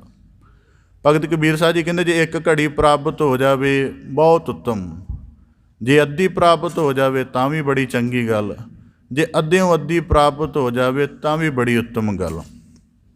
ਪਰ ਕਿਉਂ ਥੋੜ੍ਹਾ ਵੀ ਪ੍ਰਾਪਤ ਹੋ ਜਾਣਾ ਉੱਤਮ ਕਿਉਂ ਆ? ਕਹਿੰਦੇ ਭਗਤਨ ਸੇਤੀ ਗੋਸਤੇ ਜੋ ਕੀਨੇ ਸੋ ਲਾਭ। ਭਾਵੇਂ ਥੋੜ੍ਹਾ ਸਮਾਂ ਉੱਥੇ ਇਨਵੈਸਟ ਕਰੋਗੇ, ਉਹਨਾਂ ਵੀ ਸਫਲ ਹੈ। ਹੁਣ ਉਦਾਹਰਨ ਦੇ ਤੌਰ 'ਤੇ ਭਗਤ ਕਬੀਰ ਸਾਹਿਬ ਜੀ ਕਹਿੰਦੇ ਭਗਤਨ ਸੇਤੀ ਗੋਸਤੇ, ਭਗਤ ਪੁਰਸ਼ਾਂ ਦੇ ਸੰਗ ਬੈਠ ਕੇ ਜਿਹੜੀ ਗਿਆਨ ਦੀ, ਵਿਚਾਰ ਦੀ ਉਹਨਾਂ ਦੇ ਨਾਲ ਸਾਂਝ ਪਾਉਣੀ ਹੈ, ਜਾਂ ਗੁਰੂ ਚਰਨਾਂ ਦੇ ਵਿੱਚ ਜੁੜ ਕੇ ਜੋ ਗਿਆਨ ਦੀ ਵਿਚਾਰ ਸ਼ਰਵਣ ਕਰਨੀ ਹੈ, ਜੇ ਉਹਨੂੰ ਇਕਾਗਰਤਾ ਦੇ ਨਾਲ, ਇਹਦੇ ਵਿੱਚ ਇੱਕ ਰਮਜ ਭਗਤ ਕਬੀਰ ਸਾਹਿਬ ਜੀ ਨੇ ਕਹੀ ਹੋਈ ਹੈ ਕਿ ਜੇ ਜੀਵਨ ਦੇ ਵਿੱਚ, ਔਰ ਦੇਖੋ ਉਹਨਾਂ ਨੇ ਕਿਹਾ ਕਿ ਜਿਹਦਾ ਸਾਧਨਾ ਹੌਲੀ ਹੌਲੀ ਵੱਧਦੀ ਹੈ, ਹੌਲੀ ਹੌਲੀ ਵੱਧਦੀ ਹੈ, ਮਤਲਬ ਪਹਿਲਾਂ ਕੁਝ ਮਿੰਟਾਂ ਦੀ, ਫਿਰ ਕੁਝ ਘੰਟਿਆਂ ਦੀ, ਫਿਰ ਕਈ ਜ਼ਿੰਦਗੀ ਭਰ ਦੀ ਬਣ ਜਾਂਦੀ ਹੈ। ਇਸ ਕਰਕੇ ਇੱਕ ਦਿਨ ਧਰਮ ਦੇ ਵਿੱਚ ਬੰਦੇ ਨਾ ਦਮਨ ਕਰਕੇ ਚੱਲਦੇ ਹਨ। ਦਮਨ ਕਰਕੇ ਦਾ ਮਤਲਬ ਕਿਆ ਹੈ? ਅੱਜ ਦੇ ਪਾਵਨ ਮੁੱਖ ਵਾਕ 'ਚ ਵੀ ਐਸਾ ਖਿਆਲ ਹੈ ਕਿ ਜੀਵਨ ਦੇ ਵਿੱਚ ਸਹਿਜ ਢੰਗ ਦੇ ਨਾਲ ਚੱਲਣਾ ਸ਼ੁਰੂ ਕਰੋ। ਸਹਿਜ ਢੰਗ ਦਾ ਮਤਲਬ ਕੀ ਹੈ? ਜਿਸ ਪਹਿਲੇ ਦਿਨ ਸਕੂਲ ਦੇ ਵਿੱਚ ਬੈਠੇ ਸੀ, ਗ੍ਰਾਮਰ ਥੋੜ੍ਹਾ ਪੜ੍ਹਨ ਲੱਗ ਪਏ ਸੀ। ਪਹਿਲਾਂ ਅੱਖਰ ਹੀ ਬਣਾਉਣੇ, ਅੱਖਰ ਵੀ ਅਧੂਰੇ, ਉਹ ਪਹਿਲਾਂ ਟੀਚਰ ਨੇ ਵਾਏ ਸੀ, ਬਸ ਅਸੀਂ ਲੀਕਾਂ ਹੀ ਮਾਰਨੀਆਂ ਸੀ ਉਹਦੇ 'ਤੇ। ਲੱਖਰ ਪਹਿਲਾਂ ਉਹ ਬਿੰਦੀਆਂ ਵਾਂਗ ਬਣਿਆ ਹੁੰਦਾ, ਡਾਟਸ ਪਾਏ ਹੁੰਦੇ ਨੇ, ਤਾਂ ਬੰਦਾ ਆਪਣੀ ਪੈਨ ਚਲਾਉਂਦਾ ਉਹਦੇ 'ਤੇ। ਸਹਿਜ ਹੈ, ਨਹੀਂ ਗੱਲ ਸਮਝ ਆ ਰਹੀ, ਘੱਟੋ ਘੱਟ ਹਾਜ਼ਰੀ ਤਾਂ ਹੋਣਾ ਸ਼ੁਰੂ ਕਰੋ। ਜਿਵੇਂ ਨਲਾਇਕ ਕਿਸਮ ਦੇ ਬੱਚੇ ਹੋਰ ਕੁਝ ਨਾ ਕਰਨ, ਉਹ ਹਾਜ਼ਰੀ ਪੂਰੀ ਰੱਖਦੇ ਨੇ। ਘੱਟੋ ਘੱਟ ਇੰਝ ਹੀ ਸਤਸੰਗਤ ਦੀ ਸਾਧਨਾ ਸ਼ੁਰੂ ਕਰ ਲਓ, ਔਰ ਇਹਨੂੰ ਪਰਤ ਦਰ ਪਰਤ ਵਧਾਉਂਦੇ ਚਲੇ ਜਾਓ। ਜਿਵੇਂ ਜਿਵੇਂ ਜੀਵਨ ਦੇ ਵਿੱਚ ਸਹਿਜ ਸਮਝ ਆਉਣੀ ਸ਼ੁਰੂ ਹੁੰਦੀ ਜਾਵੇ, ਤਾਂ ਕਦੇ ਨਾ ਕਦੇ ਤਾਂ ਜੀਵਨ ਦੇ ਵਿੱਚ ਰੰਗ ਲੱਗੇਗਾ। ਜੇ ਇੱਕ ਕਾਰੋਬਾਰ ਨੂੰ 1 ਰੁਪਏ ਤੋਂ ਖੜਾ ਕਰਕੇ ਕਰੋੜ ਤੱਕ ਪਹੁੰਚਾਉਣ ਦੇ ਲਈ 50 ਸਾਲ ਲਗਾ ਸਕਦੇ ਹਾਂ, ਅਤੇ ਸਤਸੰਗਤ ਦੇ ਵਿੱਚ 1 ਘੰਟਾ ਇਕਾਗਰਤਾ ਬਹਿਣ ਦੇ ਲਈ 4-5 ਸਾਲ ਦਾ ਨੇਮ ਕਿਉਂ ਨਹੀਂ ਬਣਾ ਸਕਦੇ? ਗੱਲ ਇਤਨੀ ਹੈ ਕਿ ਮਨ ਦੇ ਵਿੱਚ ਇਤਨੀ ਪ੍ਰੇਰਨਾ, ਇਤਨਾ ਉਤਸ਼ਾਹ ਨਹੀਂ ਹੈ। ਤਾਂ ਭਗਤ ਕਬੀਰ ਸਾਹਿਬ ਜੀ ਕਹਿੰਦੇ, ਭਗਤ ਨਸੇਤੀ ਗੋਸ਼ਟੇ। ਹੁਣ ਉਦਾਹਰਨ ਦੇ ਤੌਰ 'ਤੇ ਬੰਦਾ ਕਿਸੇ ਹੋਰ ਮਜਲਿਸ ਦੇ ਵਿੱਚ ਬੈਠਾ ਹੋਵੇ, ਜਿਵੇਂ ਵਰਤਮਾਨ ਸਮੇਂ ਵਿੱਚ ਨੌਜਵਾਨੀ ਦੀਆਂ ਮਜਲਿਸਾਂ ਨੇ, ਅਤੇ ਉਹਦੇ 'ਤੇ ਕੋਈ ਨਾ ਕੋਈ ਸ਼ੱਕ ਆਇਦ ਹੋ ਸਕਦਾ ਹੈ ਕਿ ਜਿਹੜੀ ਮਜਲਿਸ 'ਚ ਬਹਿੰਦਾ ਹੈ ਕਿਤੇ ਇਹਨੂੰ ਮਾੜੀ ਸੰਗਤ ਦੀ ਤਰਫ, ਮਾੜੇ ਖਿਆਲਾਂ ਦੀ ਤਰਫ ਨਾ ਲੈ ਜਾਏ। ਪਰ ਜਿਹੜਾ ਮਨੁੱਖ ਗੁਰੂ ਕੀ ਦਹਲੀਜ਼ ਟੱਪ ਕੇ ਗੁਰੂ ਦੁਆਰ ਸਤਸੰਗਤ ਰੂਪ ਵਿੱਚ ਬੈਠ ਗਿਆ, ਕਥਾ ਕੀਰਤਨ ਨਾਲ, ਗਿਆਨ ਦੀ ਵਿਚਾਰ ਨਾਲ ਜੁੜ ਗਿਆ, ਉਹ ਭਾਵੇਂ ਪੂਰਾ ਦਾ ਪੂਰਾ ਗਿਆਨ ਦਾ ਭਾਵ ਆਪਣੇ ਜੀਵਨ 'ਚ ਨਾ ਧਾਰਨ ਕਰ ਸਕੇ, ਪਰ ਇਸ ਗੱਲ ਦਾ ਨੁਕਸਾਨ ਕੋਈ ਨਹੀਂ। ਇੱਥੇ 10 ਮਿੰਟਾਂ ਜੇ ਨਹੀਂ ਵੀ ਕਥਾ ਸਮਝ ਆਈ ਤਾਂ ਨੁਕਸਾਨ ਕੋਈ ਨਹੀਂ ਹੈ। ਇਸ ਕਰਕੇ ਭਗਤ ਕਬੀਰ ਸਾਹਿਬ ਜੀ ਕਹਿੰਦੇ, ਜੇ ਸਾਧ ਸੰਗਤ ਵਿੱਚ ਜਾਣਾ, ਸਮਾਂ ਵਧੇਕ ਤੋਂ ਵਧੇਕ ਦੇਣਾ ਚਾਹੀਦਾ ਹੈ, ਪਰ ਫਿਰ ਵੀ ਜਿਤਨਾ ਸੰਭਵ ਹੋ ਕੇ ਉਤਨਾ ਜ਼ਰੂਰ ਦੇਵੋ, ਤਾਂ ਕਿ ਉੱਥੇ ਜੋ ਕੁਝ ਵੀ ਅਰਜ ਰੂਪ ਦੇ ਵਿੱਚ ਸ਼ਰਵਣ ਕਰੋਗੇ, ਭਗਤ ਕਬੀਰ ਸਾਹਿਬ ਜੀ ਕਹਿੰਦੇ ਉਹ ਸਾਰਾ ਲਾਭ ਹੀ ਪਹੁੰਚਾਉਣ ਵਾਲਾ ਹੋਏਗਾ। ਇਸ ਕਰਕੇ ਇੱਕ ਆਪਦੇ ਸਨਮੁਖ ਜ਼ਿਕਰ ਰੱਖਦੇ ਹਾਂ। ਕੋਈ ਚੋਰ ਕਿਸੇ ਦਾ ਕਤਲ ਕਰਨ ਜਾ ਰਿਹਾ ਸੀ ਰਾਤ। ਰਸਤੇ ਵਿੱਚ ਜਿੱਥੋਂ ਗੁਜ਼ਰਨਾ ਸੀ, ਉੱਥੇ ਕੋਈ ਸਮਾਗਮ ਹੋ ਰਿਹਾ ਸੀ, ਬੜਾ ਭੀੜ ਆਦਿਕ ਸੀ, ਜਲਦੀ ਨਾਲ ਨਹੀਂ ਗੁਜ਼ਰ ਸਕਿਆ। ਕੁਝ ਸਮਾਂ ਰੁਕ ਗਿਆ ਵੀ ਚਲੋ ਥੋੜ੍ਹੀ ਭੀੜ ਉਰੇ ਪਰੇ ਹੋਏਗੀ, ਫਿਰ ਗੁਜ਼ਰ ਜਾਵਾਂਗਾ। ਅਤੇ ਮਹਾਤਮਾ ਦੇ ਉੱਥੇ ਜਿਹੜੀ ਸਮਾਗਮ ਦੇ ਵਿੱਚ ਰੁਕਿਆ ਸੀ, ਉੱਥੇ ਜਿਹੜਾ ਪ੍ਰਵਚਨ ਕਰ ਰਿਹਾ ਸੀ, ਉਹਨੇ ਵਿੱਚ ਇਹ ਗੱਲ ਸੁਣਾਈ ਕਿ ਮਨੁੱਖ ਇਹ ਸਮਝਦਾ ਹੈ ਕਿ ਮੈਂ ਕਿਸੇ ਨੂੰ, ਮਤਲਬ ਕਿ ਮੈਂ ਆਪਣੇ ਕਰਮ ਨੂੰ ਛੁਪਾ ਲਵਾਂਗਾ। ਕਹਿੰਦੇ ਮਨੁੱਖ ਨੂੰ ਇਹ ਸਭ ਤੋਂ ਵੱਡਾ ਭੁਲੇਖਾ ਕਿ ਮੈਂ ਆਪਣੇ ਕਰਮ ਨੂੰ ਛੁਪਾ ਲਵਾਂਗਾ। ਇੰਜ ਦਾ ਉਹ ਪ੍ਰਵਚਨ ਸੁਣਾ ਰਹੇ ਸਨ। ਸੁਣਦਿਆਂ ਸੁਣਦਿਆਂ ਉਹਨੂੰ ਆਪਣੇ ਕੀਤੇ ਹੋਏ ਕਰਮ ਦੇ ਉੱਪਰ ਬੜੀ ਸ਼ਰਮਸਾਰੀ ਆਈ, ਅਤੇ ਉਸ ਪਾਪ ਕਰਮ ਤੋਂ ਟਲ ਗਿਆ ਅਤੇ ਅੱਗੇ ਨਾ ਜਾ ਸਕਿਆ। ਫਿਰ ਉੱਥੇ ਹੀ ਸਤਸੰਗਤ ਵਿੱਚ ਬੈਠਾ ਰਿਹਾ। ਇਸ ਕਰਕੇ ਭਗਤ ਕਬੀਰ ਸਾਹਿਬ ਜੀ ਕਹਿੰਦੇ, ਆਦਿ ਹੂੰ ਤੇ ਆਦ, ਭਾਵ ਜੇ ਥੋੜ੍ਹੇ ਤੋਂ ਥੋੜ੍ਹਾ ਸਮਾਂ ਵੀ ਸਾਡਾ ਬਣੇ। ਹੁਣ ਇੱਕ ਗੱਲ ਹੋਰ ਵੀ ਹੈ, ਪਹਿਲੇ ਸਮਿਆਂ ਦੇ ਵਿੱਚ ਨਾ ਸਾਡੇ ਲੋਕਾਂ ਦੀ ਦਿਨਚਰਿਆ ਧਰਮ ਦੇ ਨਾਲ ਹੀ ਆਰੰਭ ਹੁੰਦੀ ਸੀ। ਚਾਹੇ ਉਹ ਬੰਦਾ ਪੜ੍ਹਿਆ ਲਿਖਿਆ ਸੀ, ਚਾਹੇ ਨਹੀਂ ਸੀ। ਉਹ ਮੰਨਦਾ ਸੀ ਕਿ ਮੈਂ ਗੁਰੂ ਦੁਆਰ ਦੇ ਦਰਸ਼ਨ ਕਰਕੇ, ਉੱਥੇ ਆਪਣਾ ਮਸਤਕ ਝੁਕਾ ਕੇ ਅਰਦਾਸ ਬੇਨਤੀ ਵਿਖਾਣ ਕਰਕੇ ਫਿਰ ਉੱਥੋਂ ਆਵਾਂਗਾ। ਅੱਜ ਕੀ ਹੈ, ਅੱਜ ਆਪਣੀ ਦਿਨਚਰਿਆ ਕਿਵੇਂ ਸ਼ੁਰੂ ਕਰਦੇ ਨੇ, ਉਹ ਸਾਨੂੰ ਸਭ ਨੂੰ ਪਤਾ ਹੈ। ਇਸ ਕਰਕੇ ਜੇ ਦਿਨਚਰਿਆ ਦੇ ਵਿੱਚ ਹੀ ਆਪਾਂ ਇੰਨਾ ਵਿਸ਼ਵਾਸ ਬਣਾ ਲਈ ਕਿ ਇੱਕ ਦਫਾ ਹਾਜ਼ਰੀ ਜ਼ਰੂਰ ਭਰਨੀ ਹੈ, ਇਹ ਸਤਿਗੁਰੂ ਜਾਣਨ ਕਿਸ ਦਿਨ ਸਾਡੇ ਜੀਵਨ 'ਤੇ ਮਿਹਰ ਹੋ ਜਾਏਗੀ ਅਤੇ ਸਾਡਾ ਪੂਰਾ ਦਾ ਪੂਰਾ ਜੀਵਨ ਗੁਰੂ ਘਰ ਦੇ ਨਾਲ ਜੁੜ ਜਾਏਗਾ। ਇਸ ਕਰਕੇ ਭਗਤ ਕਬੀਰ ਸਾਹਿਬ ਜੀ ਕਹਿੰਦੇ, ਭਗਤ ਨਸੇਤੀ ਗੋਸ਼ਟ। ਫਿਰ ਗੋਸ਼ਟ ਦਾ ਅਰਥ ਹੁੰਦਾ ਗੱਲਬਾਤ, ਗਿਆਨ ਦੀ ਵਿਚਾਰ ਸਮਝਣੀ। ਜੇ ਜੀਵਨ ਦੇ ਵਿੱਚ ਅਧਿਆਤਮਿਕ ਸਾਧਨਾ ਕਰਦਿਆਂ ਕੋਈ ਅੜਚਨ ਪੈਦਾ ਹੋ ਰਹੀ ਹੈ, ਉਸ ਗੱਲ ਦੀ ਕਿਸੇ ਉੱਤਮ ਪੁਰਖ ਦੇ ਨਾਲ ਸਾਂਝ ਪਾ ਕੇ ਉਹਦਾ ਹੱਲ ਲੱਭਣਾ, ਭਗਤ ਕਬੀਰ ਸਾਹਿਬ ਜੀ ਕਹਿੰਦੇ ਫਿਰ ਲਾਭ ਹੀ ਲਾਭ ਹੈ। ਇਸ ਪ੍ਰਕਾਰ ਭਗਤ ਕਬੀਰ ਸਾਹਿਬ ਜੀ ਬਖਸ਼ਿਸ਼ ਕਰਦੇ ਹਨ ਕਿ ਸਾਨੂੰ ਸਾਡੇ ਜੀਵਨ ਦੀ ਸਾਧਨਾ ਕਰਨ ਦੇ ਲਈ ਪੂਰਨ ਸਤਿਗੁਰੂ ਦਾ ਵੀ ਮੁਕਾਮ ਪ੍ਰਾਪਤ ਹੈ ਅਤੇ ਮਨੁੱਖਾ ਜੀਵਨ ਵੀ ਪ੍ਰਾਪਤ ਹੈ। ਬਸ ਯਤਨ ਇਤਨਾ ਹੈ ਕਿ ਚੱਲ ਕੇ ਸਤਿਗੁਰੂ ਦੇ ਦੁਆਰ ਜਾਣਾ ਹੈ ਅਤੇ ਸਤਿਗੁਰੂ ਕੇ ਬਚਨਾਂ ਨੂੰ ਕਮਾ ਕੇ ਆਪਣੇ ਜੀਵਨ ਨੂੰ ਸਫਲ ਕਰਨਾ ਹੈ। ਭਗਤ ਕਬੀਰ ਸਾਹਿਬ ਜੀ ਕਿਰਪਾ ਕਰਨ, ਸ਼ਲੋਕਾਂ ਦਾ ਭਾਵ ਉਪਦੇਸ਼ ਸਾਡੇ ਸਾਰਿਆਂ ਦੇ ਹਿਰਦਿਆਂ ਅੰਦਰ ਵਸ ਜਾਏ। ਸਾਡੇ ਸਾਰੇ ਜੀਵਨ, ਸਾਡੇ ਕਦਮ ਦੁਨਿਆਵੀ ਤਰਫ ਭੱਜਣ ਤੋਂ ਪਹਿਲਾਂ ਸਤਸੰਗਤ ਦੀ ਤਰਫ ਆਉਣ, ਕੂੜਿਆਰੀ ਚਰਚਾ ਸੁਣਨ ਤੋਂ ਪਹਿਲਾਂ ਗਿਆਨ ਦੀ ਵਿਚਾਰ ਸੁਣਨ ਵੱਲ ਸਾਡਾ ਭਾਵ ਬਣੇ, ਤਾਂ ਕਿ ਸਾਡਾ ਸਮੁੱਚਾ ਜੀਵਨ ਗੁਰੂ ਰਹਿਮਤ ਦੇ ਨਾਲ ਸਵਾਰਿਆ ਜਾਵੇ। ਜੀ ਆਪ ਜੀ ਦੇ ਸਨਮੁਖ ਸ਼ਬਦ ਵਿਚਾਰ ਦੀ ਸਾਂਝ ਪਾਉਂਦਿਆਂ ਹੋਈਆਂ ਬੇਅੰਤ ਭੁੱਲਾਂ ਦੀ ਖਿਮਾ ਜਾਚਨਾ ਜੀ। ਸਤਿਗੁਰੂ ਕਿਰਪਾ ਕਰਨ, ਸਾਰਿਆਂ ਦੇ ਹਿਰਦਿਆਂ ਅੰਦਰ ਪਾਵਨ ਉਪਦੇਸ਼ ਵਸਜੇ, ਸਾਰਿਆਂ ਦਾ ਇੱਥੇ ਆਇਆ ਸਫਲਾ ਹੋਵੇ ਜੀ। ਬੜੇ ਅਦਬ ਸਹਿਤ ਗੱਜ ਕੇ ਫਤਿਹ ਅਰਜ ਕਰੋ ਜੀ। ਵਾਹਿਗੁਰੂ ਜੀ ਕਾ ਖਾਲਸਾ, ਵਾਹਿਗੁਰੂ ਜੀ ਕੀ ਫਤਿਹ।